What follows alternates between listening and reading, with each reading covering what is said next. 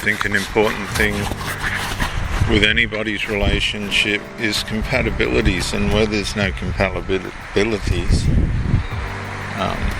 they need to be discussed fast, because that's going to at some stage cause tension or a breakdown from one person or the other. For example, in my last relationship, the lady came on the scene and we discussed what our preferences were and what we were looking for. That all was fine at the start. But as the relationship wore on, even close to the end, the woman said we were compatible sexually. But I noticed that, what could I say, her sexuality throughout her life hadn't been nurtured, as it were. I don't think she was exercised in the art of sex, to say very respectfully. And so I helped her with that, and she enjoyed that, but we began to hit walls, and the complaining started after the stage was set, which is a stage which I was happy to pull back on some of my needs to stay in the relationship with her. Sometimes you have to compromise if you want that person to stay with you. And in the end, we weren't compatible sexually at all. She abandoned the relationship on the premise that it was too much. But it wasn't. For me, it wasn't. I'd been in much more rigorous environments sexually in relationships, and by far, than what this was. But you have to appreciate the way people are. You can't change the culture or the way in which people have been formed, particularly when they're 40, 50, 60. That's going to be very hard for that person to change unless something very dramatic has happened that they value enough to be willing to make dramatic changes. And I mean something amazing, which is usually at the miracle level these days. So compatibilities are important, and they're not something you should joke about or pretend that are there if they're not.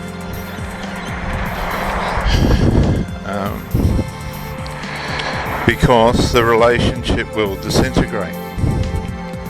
And what I find is, be it sex, food, the amount of work, finances and things like this, people aren't truly honest at the start of a relationship about what they really want. Truly honest. By that is, the initial honeymoon love bomb stage of a relationship will lend the person to far more tolerances. And as the relationship goes on and the reality of the mix, each other's ingredients and wants and give, takes, cares and shares actually manifest, these tolerances, these extra normal tolerances will diminish. So this is where the rubber hits the road, and you've got to decide whether in the long haul this is going to be beneficial to yourself or to the other person. In the case of the last woman, we were happy to conclude that we weren't compatible sexually. It was just that way. It wasn't an argument. Nobody had done anything wrong to one or the other. And the best thing for this person to do in the long run was to leave. And so away she went. Now there was an element of I tried to break up the relationship on 2 occasions, knowing this was going to happen, but I was given the perception that the relationship was worth continuing against my better judgment. And what I learnt from this is, as I already knew, so I let myself down in a way, when you have obvious doubts about the potential of a relationship and the way in which it's going to manifest as it matures, it's best to end things fast rather than drag things on and beat up each other's mind and heart. Less damage done internally to the mind and the soul that way, and less healing's required. So as far as I could, I respected the woman and tried to help her to not feel diminished at all. I found it to be a little bit embarrassing actually how it all manifested in the end, contrary to the initial views of what she was and wasn't, contrary to my gut instincts in the early stages of the relationship. What these people that are not well versed in the bedroom will do, they'll hang around for the intrigue,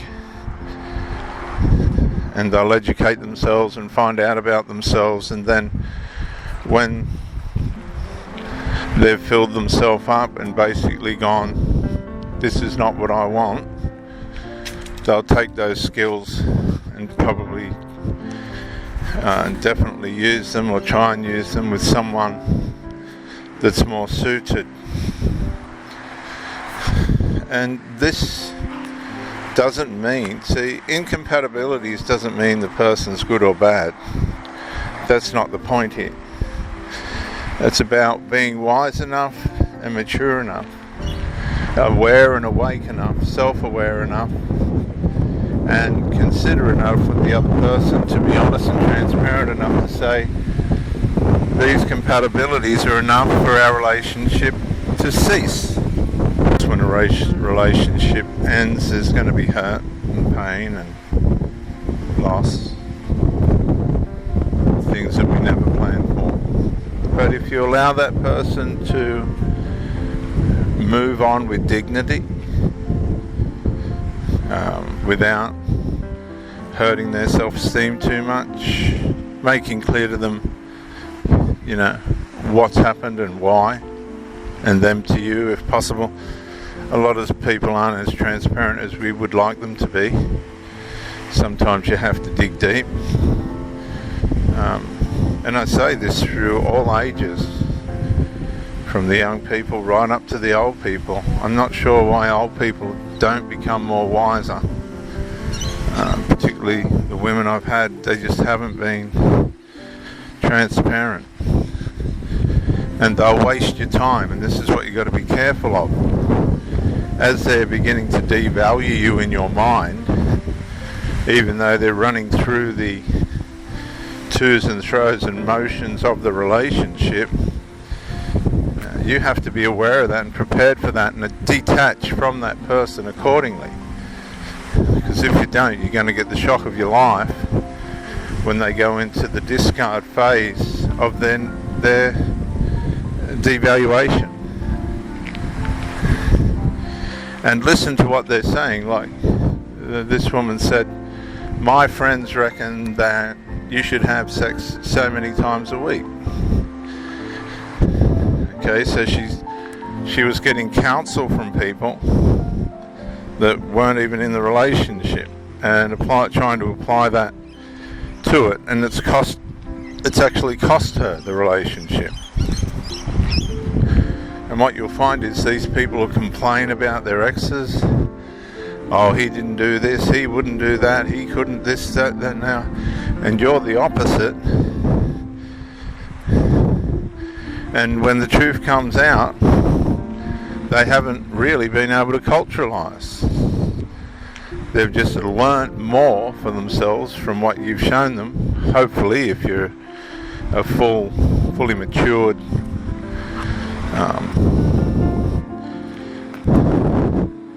well-rounded male in the disciplines of intimacy,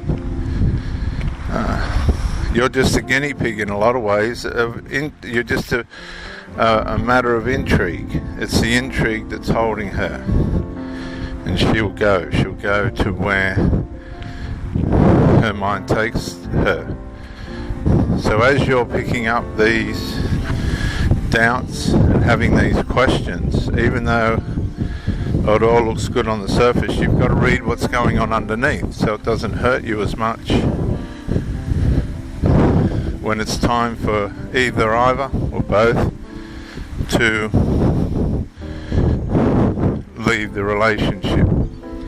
And when you leave, cut all ties, delete phone numbers, don't muck around giving energy to something that's dead. Walk away and never ever go back. And people say, well, that's a bit cruel. No, it's not. They weren't there before they came.